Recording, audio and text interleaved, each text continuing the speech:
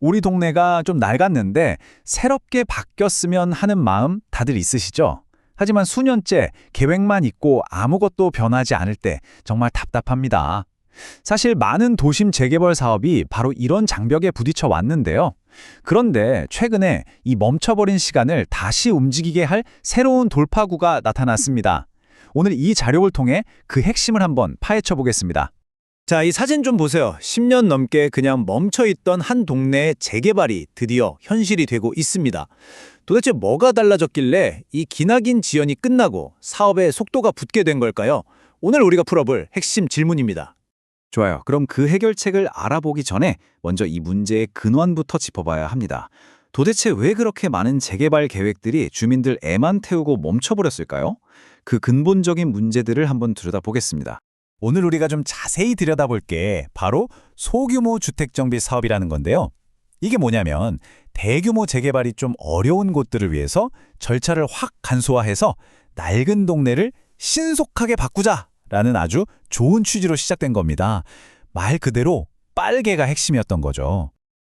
근데 이 좋은 취지가 현실의 벽에 부딪히고 맙니다. 사업 규모가 작다 보니까 수익성이 떨어지고 또 이 복잡한 과정을 전문적으로 처리할 노하우도 부족했던 거죠. 그래서 많은 사업들이 시작도 못하고 중단되곤 했습니다. 바로 여기, 난곡 A2 구역이 그야말로 대표적인 예입니다.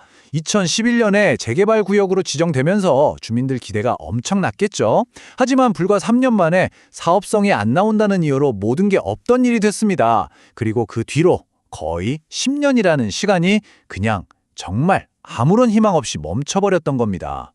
그런데 바로 여기서 이 판을 뒤집는 이야기가 시작됩니다. 이 오랜 교착 상태를 깨버린 새로운 방식, 바로 공공이 주도하는 모델이 등장한 거죠.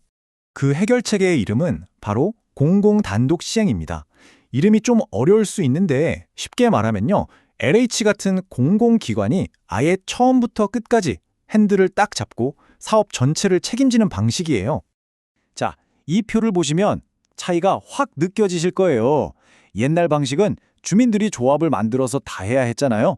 그러니까 전문성도 부족하고 돈 문제도 생기고 리스크가 컸죠.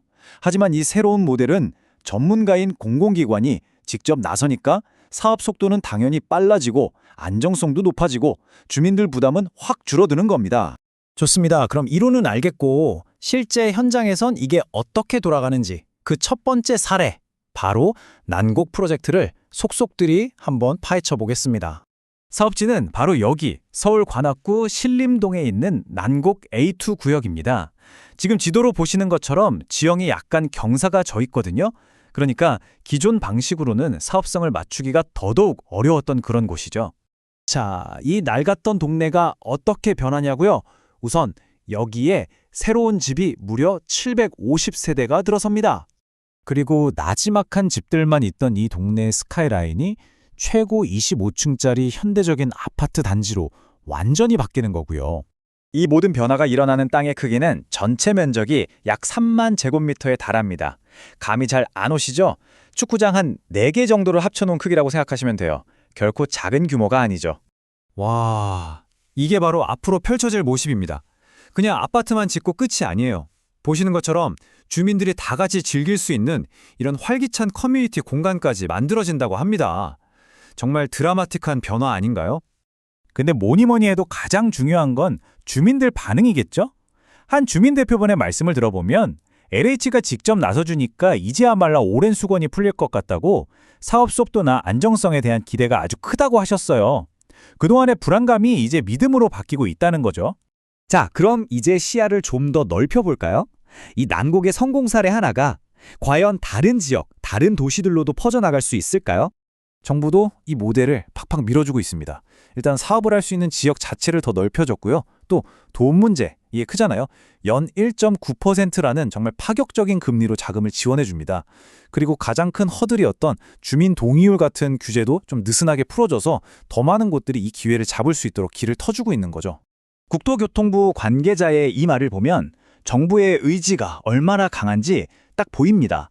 이번 난곡 사례를 그냥 하나의 성공으로 끝내는 게 아니라 앞으로 도심에 집을 공급하는 핵심 카드로 쓰겠다는 거예요. 제2, 제3의 성공 사례를 계속 만들어 나가겠다는 거죠. 10년 동안 멈춰있던 시계를 다시 가게 만든 이 난곡의 작은 변화 어떠셨나요? 이 공공주도 모델이 어쩌면 지금 여러분이 살고 있는 동네처럼 변화가 절실하지만 꿈쩍도 못하고 있는 전국의 수많은 도심에 새로운 생명을 불어넣는 그런 마스터키가 될 수 있을까요?